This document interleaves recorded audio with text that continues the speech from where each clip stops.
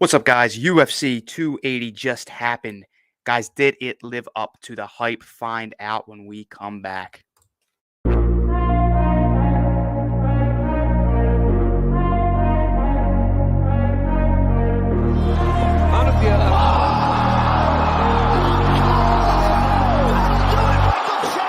is a which is fun, but you've got to be ready for that. But it's no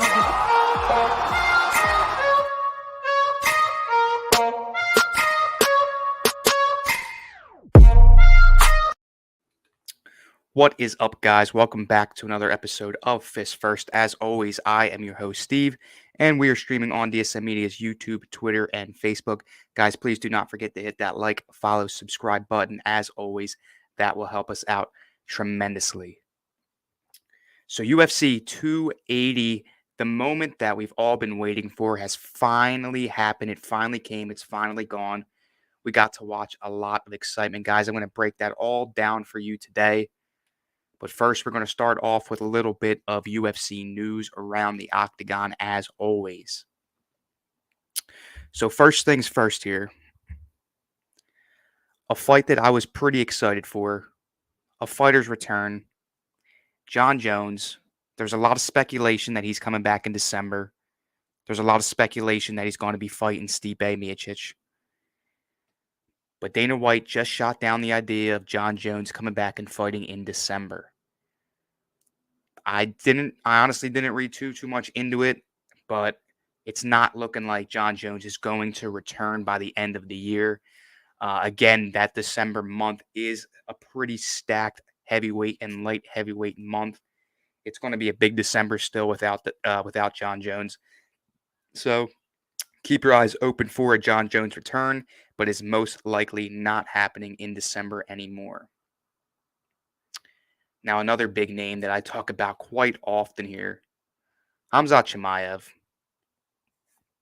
Now, Chimaev wasn't on this card, obviously, but he was there in Abu Dhabi. He was there watching these fights. And wouldn't you know, Khamzat Chimaev gets into yet another backstage, not really backstage because this happened in the crowd, but he gets in another scrap, not in the octagon. He got in the scrap with Kevin Holland, which prompted a fight versus him a few weeks ago. This time, Chimaev gets in a scrap with Team Khabib in the stands at UFC 280. It's like I'm starting to get sick of this guy, to be honest. I respect his talent. He's a great fighter, up and coming. He's really already not really an up and comer anymore. He's kind of there already, but it's just when does it get to a point where enough's enough with Chimaev? He missed weight tremendously. He keeps getting in altercations. It's just it's getting a little out of hand. I feel like Chimaev thinks he could do whatever he wants because of his resume and because of maybe things that Dana White has said to him, basically making him untouchable. So Chimaev's just getting a little old. But Dana White did come out and say that he is looking to book Khamzat Chimaev versus Colby Covington come March in that potential England pay-per-view. That would be a great fight. I'm a Colby fan, but I think that's a fight that Chimaev will take. Now, this is obviously would happen in welterweight, which is interesting because he's that huge weight cut that he could not do to get down to 170. He's going to get another chance here again. So can Chimaev make weight at 170 to take on Colby Covington? I doubt it. I know Chimaev wants to stay in the welterweight because he likes picking on the smaller fighters, but he's not making that weight cut. I'll say it right now. It's not happening. His best move is to go in the middleweight, but he's scared to go in the middleweight because they're bigger guys. They're harder hitters. Is Chimaev a coward? It's starting to look like it. It really is. It's starting to look like it.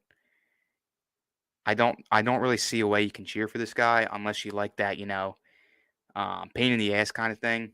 Excuse my language that just came out, but he's starting to become a nuisance, to be honest, in the UFC. But I don't want to spend too much time talking about Chimaev because we got a bunch of great fights to break down. And we're going to start here with the preliminary. And the very first fight there was Carol Rosa taking on Lena Landsberg. Now, this was one in my last show that I had mentioned. Rosa had come out and said that she's expecting a stand up battle. And I was wondering, that's kind of curious to me because of, Landsberg's resume with getting dominated on the ground. Again, she let up over 10 minutes of ground control to Sarah McMahon a couple fights ago now. So she's susceptible to the ground game. And guess what, guys? Carlos, she was Rosa was throwing smoke the whole time.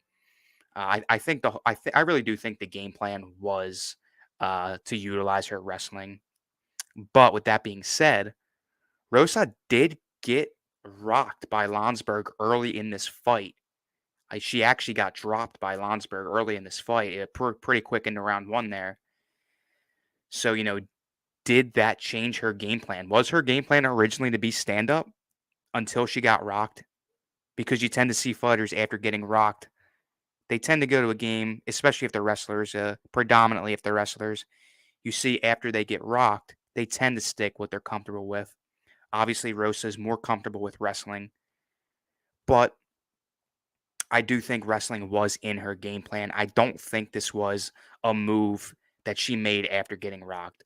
I think she went in with the mindset of, yeah, I'm going to out wrestle her. I'm going to out wrestle this girl, and I'm going to get this win. And that's exactly what she does, guys. Rosa dominates Landsberg on the ground and somehow walks away with a majority decision. This should have been a unanimous decision. One of the judges scored at 28-28. I don't get that. I don't see how it's even possible. Maybe he took too much into account of that knockdown, but this was a 30-27 fight the whole way. It should have been unanimous. That's again Carol Rosa taking down Lena Landsberg, majority decision. Not gonna lie, pretty boring fight to start the card. I thought it had some potential, but if you like groundwork, if you like wrestling, that was definitely a fun fight for you to watch. Which also leads me here into the second fight, Muhammad Mokaev taking on Malcolm Gordon. Now, this is one that I feel like a lot of us did expect to be a wrestling match, right? You got Muhammad Mokaev, who's, only 22 years old, but a pretty dominant wrestler. And then you got Malcolm Gordon, who's a pretty great jujitsu. He's pretty well fluent in the jujitsu. So we did expect to see this Mokaev Gordon fight go to the ground, and that's exactly what it happens. So who had the edge on the ground? Who came away with the victory? And that would be Muhammad Mokaev. Mokaev walks away with the victory via submission very, very, very late into the fight. Now, I will say Mokaev did dominate Malcolm Gordon on the ground. He did. It really wasn't close. He had over 10 minutes of ground control. But a lot of people came out and said, as a minus 1,200, favorite or whatever it was at the time, was this kind of a disappointing fight for Mokaev? And it's tough to say it was disappointing because at the end of the day, he got the win, right? He got the finish via submission. Um, but I do kind of agree. It was kind of a disappointing fight, right? I generally thought, like, I didn't bet it. I was going to bet it. I thought Mokaev was going to win this one quick and easy with a round one submission. Now, it's tough to say with Gordon being so well versed in jiu-jitsu, but I just thought I thought his skill was just on another level. Again, he's only 22 years old, but he's so dominant. I thought he was going to get it done quick, but he didn't. But he got the win. Disappointing fight, yes, but he still got the win. Now, he did previously call out Brandon Royval. So with the disappointing fight in mind, with the mindset of he should have ended this fight earlier, did this win, though, warrant a fight against a big opponent in Royval? I personally would say no. I don't think he was. He showed a struggle to finish on the ground with another wrestler. He showed struggle to finish early. He had pretty dominant position a couple times in the fight, but couldn't get it done. It took him almost a full 3 rounds. So, did this warrant a fight against a bigger opponent or like a higher ranked opponent? Is what I'm saying. I don't think it does, but he's probably going to get it, right? The UFC loves their prospects.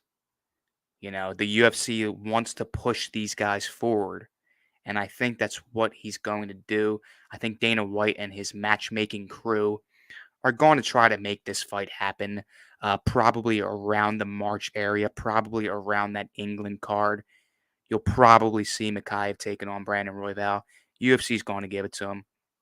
I don't think he necessarily deserves it yet, but he's going to most likely get it. Now, the next fight. This is the fight that broke my parlay for me. Very sad. Armin Petrosian taking on AJ Dobson. I like the underdog here in Dobson. I had a pretty big parlay with a lot of upsets. It was kind of a throwaway bet for the off chance that I can win a bunch of money. And I got the first two right. This fight here, Petrosian versus Dobson, was my first underdog that I thought could win. Right, Dobson was coming in at a height disadvantage, but a reach advantage. I thought he was going to be able to utilize that. I thought he was going to be able to get inside on Petrosian's kicks, and it just didn't happen.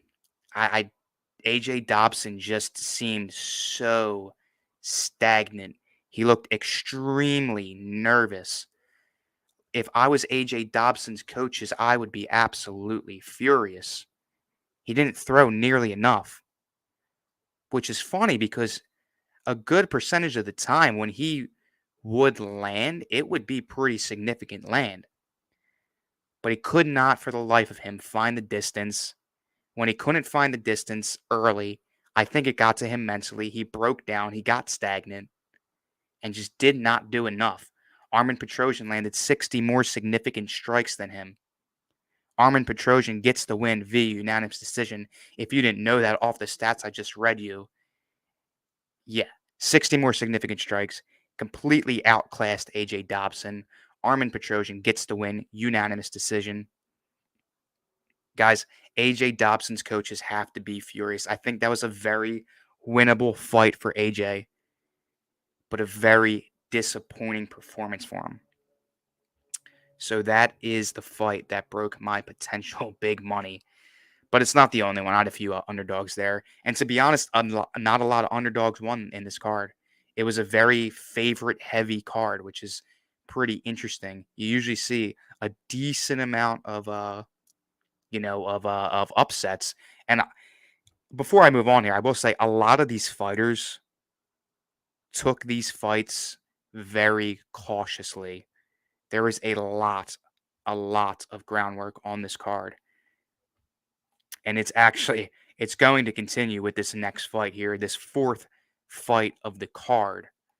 Abu Nurmagomedov taking on Godsi Omar Gadzayev, the Russian battle. And this was a good fight. This was an entertaining fight. There was a lot of groundwork, but this was a very entertaining fight for me. And this fight really came in flashes. There were points, especially when it got to the ground, that it was stagnant. But then there was also points when you're sitting there and like, oh my gosh, this is an amazing fight. It could turn into a brawl in an instant. But at the end of the day, Nurmagomedov, if you couldn't tell by that last name, dominated on the ground. Landed more damage in the stand-up game. Knocked Omar Gadzayev down a couple times. Although I don't think they were I don't think they were technically recorded on the stat chart. A few times Omar Gadzayev might have tripped over himself, but I really do think Nurmagomedov knocked him down. I think they should have been scored. But anyway, Nurmagomedov dominates this fight on the ground, lands more damage, lands more significant strikes. Nurmagomedov gets the win via unanimous decision. Now, after this fight, this Abu Nurmagomedov is the guy who kind of got in Chimaev's face. It was between him and Chimaev that started a little altercation. Now, I don't know who initiated it, but watching the video, it looks like words were being exchanged, and then Chimaev threw full hands and shoved Nurmagomedov. Nothing really happened after that. The teams separated them too.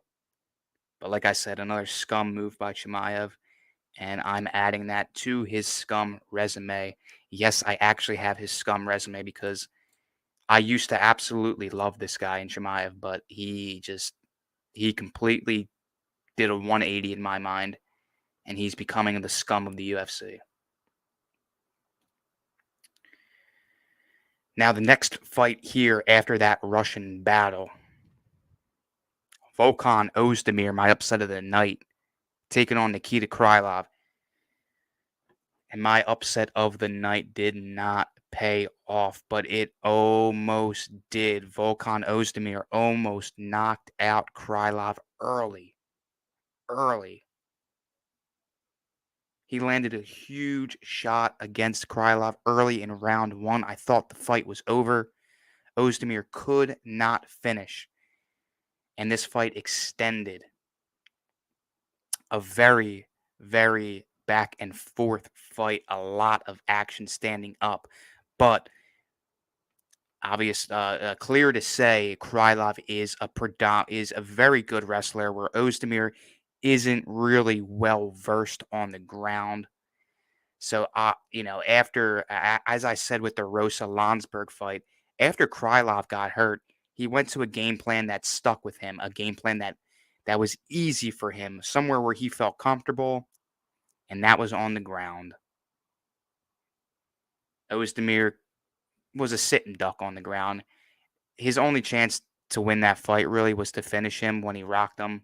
Couldn't get the job done. Nikita Krylov, those 20 takedown attempts against Ozdemir. He dominates Ozdemir on the ground. Nikita Krylov ends up getting the win unanimously. And like I said, it was a great fight. I hate seeing, just constantly trying to take somebody down. I hate to see it, and I hate when that wins, but it is what it is. Nikita Krylov gets the win unanimously, and I have to blame Ozdemir too, because he should have finished Krylov early in that fight, but he let the fight extend, couldn't get the job done, and he loses. Now the next fight, the fight that won my buddy some money, Makhmed Muradov taking on Caio Borralho. To be honest, I'm not gonna lie. I don't really like either of these fighters. I'm especially don't like Caio. He just rubs me the wrong way, to be honest. And I can be a little critical here because of that fact of me not liking them. But guys, I don't really think this was a super exciting fight. It was pretty close on the ground. Caio definitely, I would say, had the advantage on the ground. He had advantage in striking as well. There really wasn't too much strikes thrown. It was pretty stagnant and groundworky kind of fight. But needless to say, my buddy needed Caio Borralho to get some money off a parlay, and he did, because Caio Borralho walks away with a victory unanimously, which is going to help him in the rankings. He is another up and comer, so as much as I don't like him, that is a good shout out to Caio. So congrats on that win.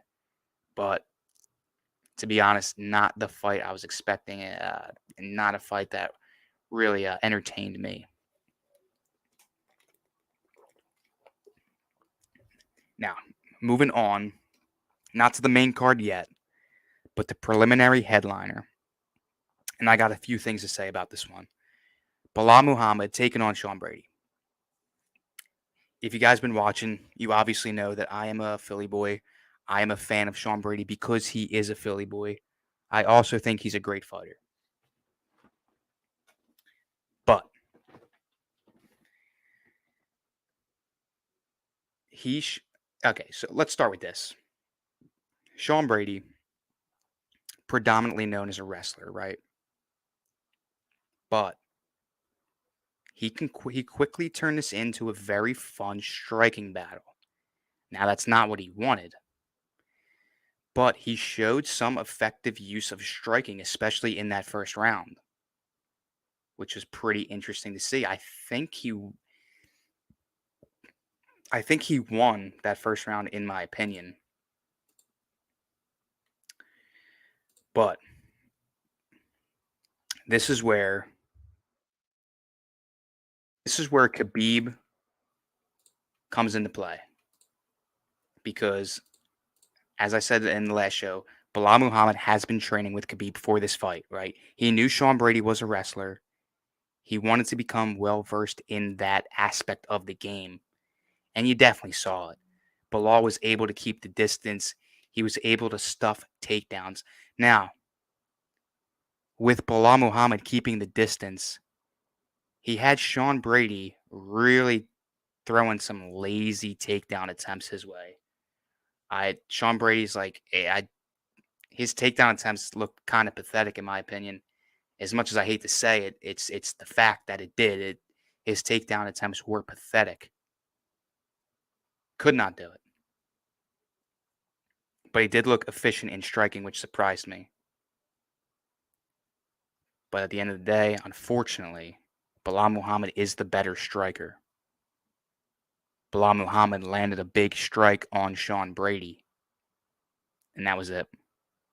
Big shot, wobbled him, and then Bilal Muhammad exploded. Fight was over. Now, was this fight ended a little too quickly? Yes. Yes. You cannot tell me it was not. It was ended early. Yes, it was. I'll tell you why. Because you cannot stop a fight when there's separation. You cannot stop a fight when there's separation. Bilal Muhammad at the very moment that the ref called that fight, Bilal Muhammad was not throwing any strikes, and the fighters were separated. Yes, that was an early stoppage. Is that to say that this fight wasn't over? No. If that fight continued, Bilal Muhammad would have won anyway. So that's why I'm not mad. But it is a fact that that fight was stopped way too early. That is yes, that is the right, that is what happened. The fight was stopped too early. Now, I hear a lot of people saying, "Oh, uh, this is a huge step back for Sean Brady." No, it's not. This is not a huge step back for Sean Brady. It's not. Sean Brady, in my opinion, Sean Brady, as much as I love him, Philly boy, he should not have been the favorite in that fight. He shouldn't have been the favorite in that fight. What has he what has he proven against top contenders that he should be favored in that fight? He hasn't. He hasn't proved anything. He should have been the underdog, but he wasn't. So this was, I believe, the first upset victory of the night. Bilal Muhammad knocking out Sean Brady. Again, like I said, that fight was stopped too early, but Bilal Muhammad does get the TKO. But this is not a step back for Sean Brady.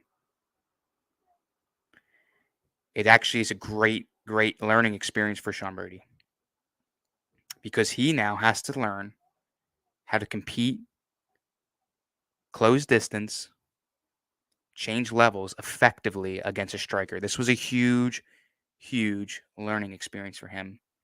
And not just a striker, a pretty elite striker, one of the best strikers in the weight class. So no, I think this is actually good for Sean Brady. This is not a step back, guys. Sean Brady's going to come back. He knows what he has to learn now. He's going to come back stronger, and to be honest, he's probably going to come back an even better striker. He wants to be able to go toe to toe with these guys. He's going to have to tighten up his striking game, but he also has to be able to close the distance against an elite striker. It has to be done. He couldn't do that. Like I said, he got very lazy on these takedown attempts. They looked pathetic. They really did. It was almost like he had to crawl across the octagon just to reach Bilal Muhammad's legs. It was very lazy. I'll tell you what, Bilal Muhammad, though, granted, this was a big win for him. I will admit that. This was a very nice, big win for him. He should have been the favorite. He was not. So any underdog victory is going to be a big win for him in the eyes of the fans, in the eyes of the UFC, in the eyes of Vegas odds makers. It's a big win for him. But, and I'll say it right now, and agree with me if you do, and if you don't, oh well. Bilal Muhammad is not beating anybody else above him. Now, again, like I said, Sean Brady is below him. And I said on my last show, props to Muhammad for fighting below him again, right? Because Muhammad should be fighting these top guys. Bilal Muhammad's not beating the top guys, though. It's not happening. Was this an impressive victory for Muhammad? Skill wise? I don't think so. I don't think so. I think Sean Brady was very lazy. If Sean Brady's wrestling was a little bit more on point, this fight would have went completely different. Big win, unimpressive win. Didn't really show me much that he could beat these top guys. To be honest, I don't even think it's. I think there's a huge fall off in talent when you get to Muhammad and below. But that's my opinion. Like I said, agree with me if you do. If you don't, everybody's entitled to their opinion. I'm not a Bilal Muhammad hater. I'm really not. I just, I'm just being real. I don't think he's beating any top guy. Now that was the preliminary main event. So let's get into the 5 fights that we all paid money to see. Was that money well paid off? I'm going to tell you right now, no. But that does not say that there wasn't some fun fights to watch. And we're going to start right off with one of them. Women's fight. Caitlin Chukagian taking on Manon Fiorot. This was a very fun, close fight. This was a tough fight to judge.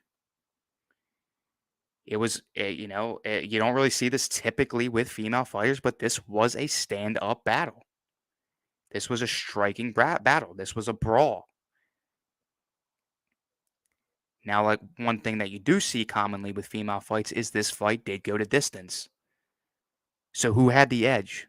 Who won this brawl? Caitlin Chukagian, the number 1 contender, or the up-and-comer in Manon Fiorot? And it was indeed the up-and-comer Manon Fiorot took this one unanimously, 29-28. And this was potentially, a lot of people saying, potentially this was a title eliminator fight. But Fiorot comes out and says no. And I like this about her. She says no to a title fight. She doesn't believe that she's ready for it yet, or that, to be honest, that she deserves it yet. She wants to fight. Granted, she just beat the number 1 contender. She wants to fight another top dog one more time, beat another top dog, and then she believes she's ready to fight the champion Shevchenko. Now, if that fight happens, that would be an awesome, awesome fight to watch. That is pay-per-view, main event worthy. If Shevchenko and Fiorot go at it, that would be a heck of a fight, a super fight. But again, Fiorot got the job done here in the first fight of the main card, taking down Caitlin Chukagian via unanimous decision, 29-28. And that fight brought us in to Beneil Dariush taking on Mateusz Gamrot. In my last show, when I was previewing this fight, I said Gamrot can run circles around this guy. Run circles around Dariush. But that did not happen. Now, here's the thing I don't understand, though. It's efficient on the ground as well. He can go toe to toe with Dariush on the ground, yes. But that's not, I gave my keys to victory for him in my last show, and it was not taking him to the ground or attempting to take him to the ground 19 times. That's right. Gamrot attempted 19 takedown attempts. My last show, my keys to victory was you staying on your feet, draining, running circles around Dariush, letting Dariush become a victim to his own cardio. But no, you played right into Dariush's comfort zone. Now, that's not to say I'm not a big Dariush fan, but Dariush did impress me in this fight. He was landing impressive shots. His striking looked pretty decent. His ground game completely erased Gamrot's ground game. And Dariush comes away with the unanimous decision win. Beneil Dariush coming away with a win over a fighter that I thought could have easily beaten him. And like I said, I'm not too sure what Gamrot's game plan was, because attempting to take Dariush down 19 times is not a recipe for a win. Like I said in my last show, it's you have to drain him out. I did say you have to take him down, but let him fall victim to his cardio first. Couldn't do it. Doesn't get the win. Dariush gets the deserved win. Okay, I got to take a breather for this one. The next fight, I have a lot to talk about, or to say at least, because I've been waiting patiently to get this off my chest. Keep the anticipation going with a nice bottle chug there. Pewter Sean O'Malley. Fight of the night. Easily. But it comes to a very, very controversial decision win. But I'm here to tell you, yes, Sean O'Malley won that fight. Hate it. Hate it. Hate the fact that I said that. Please, please hate it, because you keep hating O'Malley, but guess who won? Please keep hating that. I'm going to tell you over and over again. In every single world, Sean O'Malley won that fight. Yes, it happened. It's okay if you don't agree with me. But if you want to be a hater, you can be a hater. It's not the best way to live life, but to each their own. Sean O'Malley won this fight, and I'm going to tell you why he won this fight. I'm going to start off with round 3. We're going to work backwards here. Round 3. This was 100% Sean O'Malley's round. I think we can at least agree with that one. This was 100% Sean O'Malley's round. Complete and utter domination in the striking department in round 3 by Sean O'Malley. He had Jan very, very, very hurt. And yes, the judges take that into consideration, the damage done. Yes, they do. 100% Sean O'Malley's round. Okay. So now that's gone. Let's go to round 2. I think we can both agree on this one. Yes, this was 100% Petr Yan's round. Better striking, very efficient on the ground. Yes, this was a dominated round by Petr Yan. It was 100%. So working backwards here, round 3, 100% Sean O'Malley. Round 2, 100% Petr Yan. Now this is where we're going to disagree. Round 1, yes, 100% was Sean O'Malley's round. No doubt in my mind that it was. I'm going to tell you why. And for all those people that say I don't know how to score a fight, well, guess what?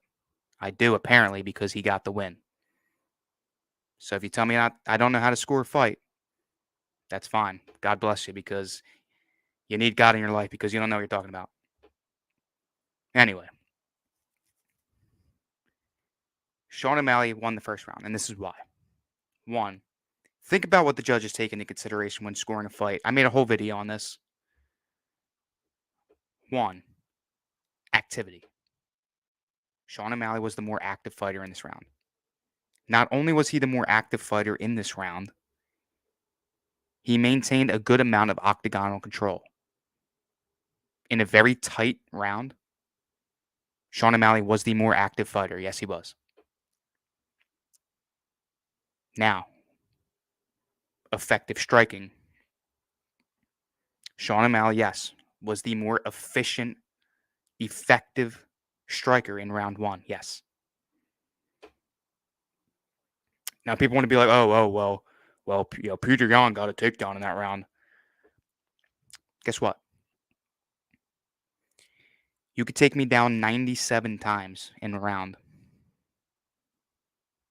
If I get right back up, those takedowns mean absolutely nothing.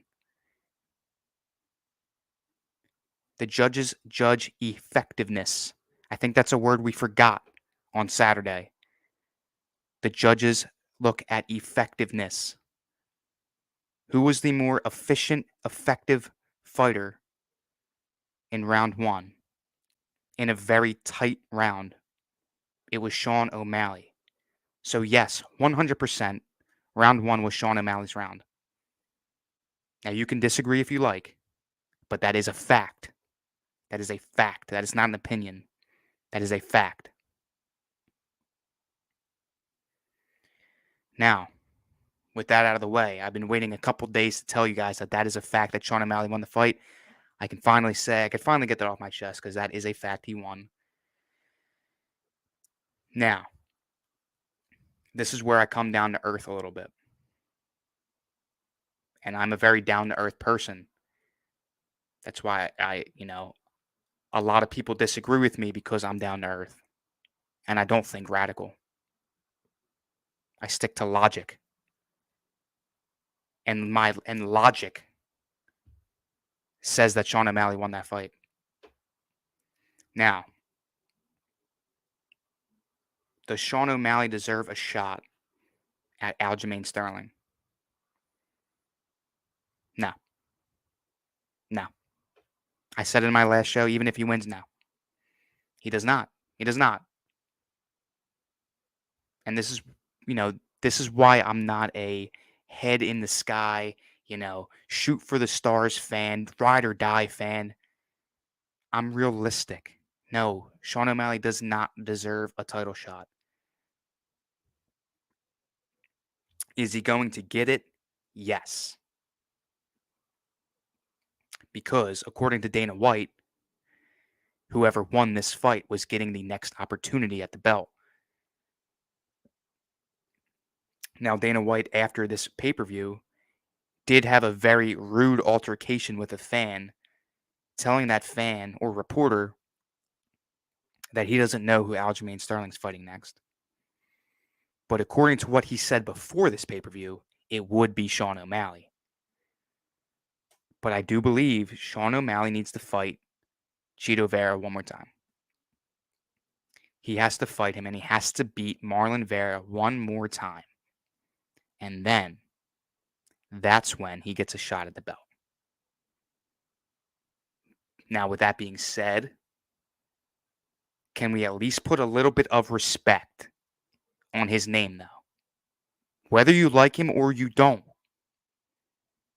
Sean O'Malley took Peter Yan to deeper waters than he's been in for a long time.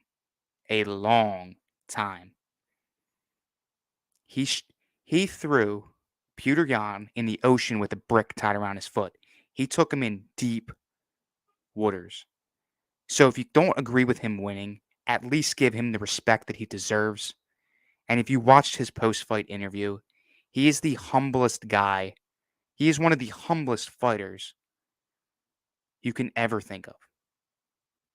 He might come out pre-fight, and be cocky, and look like a fool, but he cares about this sport and he believes that he deserves whatever is coming to him. Whatever God's will is with him. He believes that is right. So you have to put respect on his name. It was a very close fight. If you disagree with who won, it's in the past. But Sean O'Malley did win that fight. It was the right judging call. It was the right scorecard. Now, little spoiler alert, because I brought up Aljamain Sterling still being the champion. And yes, Aljamain Sterling is the champion. He took down TJ Dillashaw via TKO.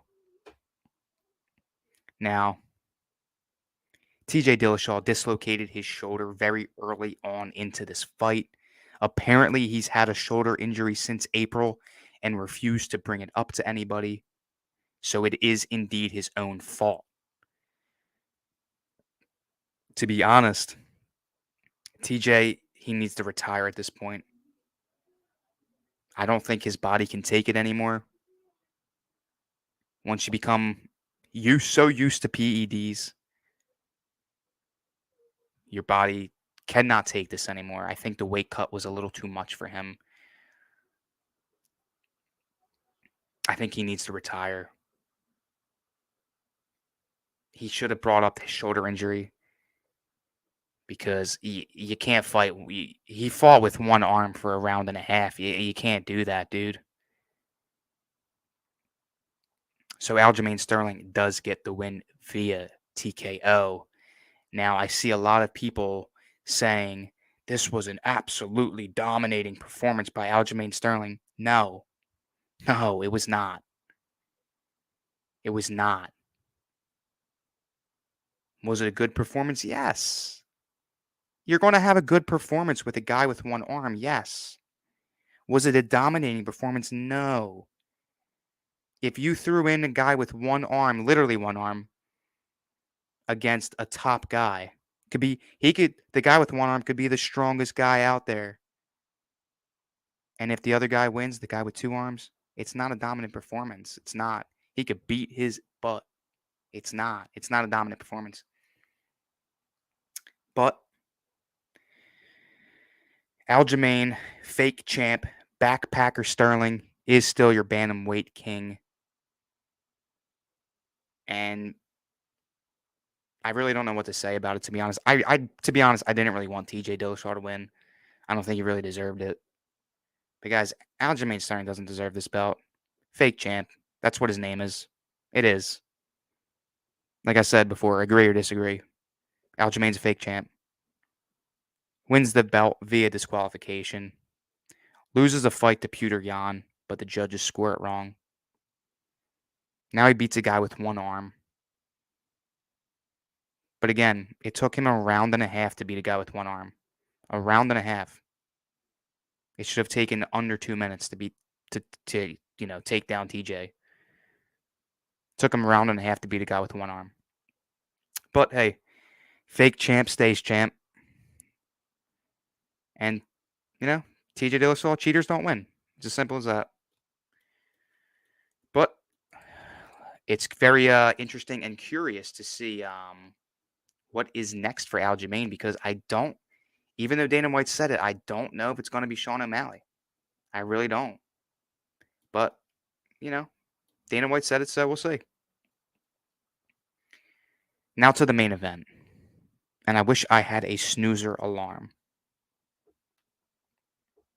This is not a good fight. It wasn't a good fight. It wasn't a good main event. We should have got this pay-per-view at a discount. This was not a good main event. Charles Oliveira was hurt. Actually, the night before, I know it wasn't the night before. I think it was the night before weigh-ins. Alex Volkanovski gets a call,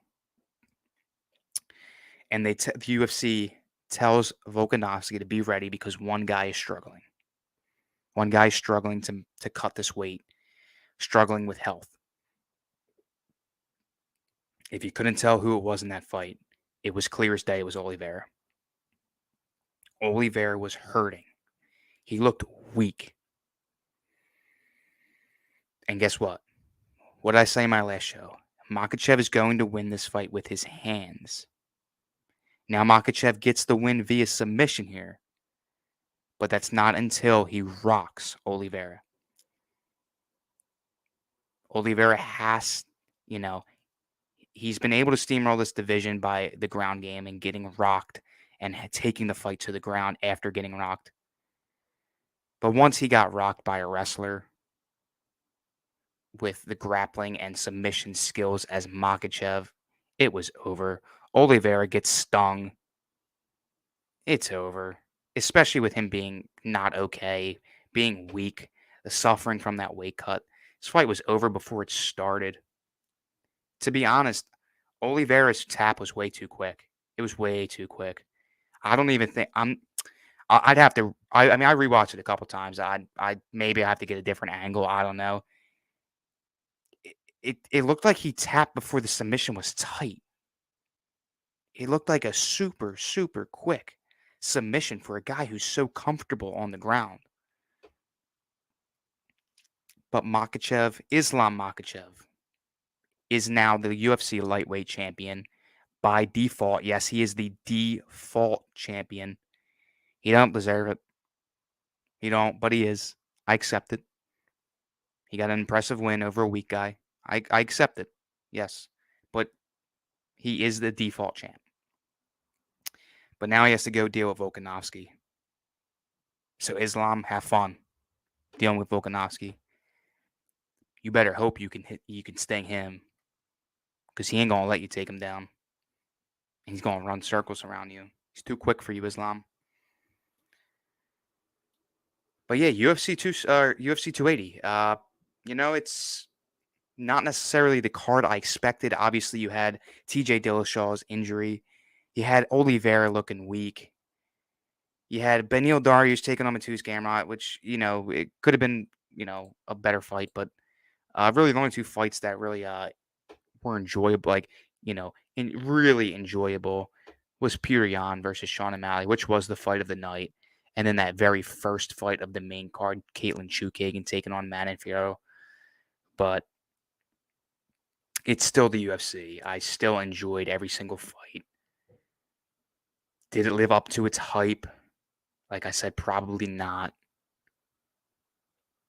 But the one takeaway I take away from this is that people do not like Sean O'Malley.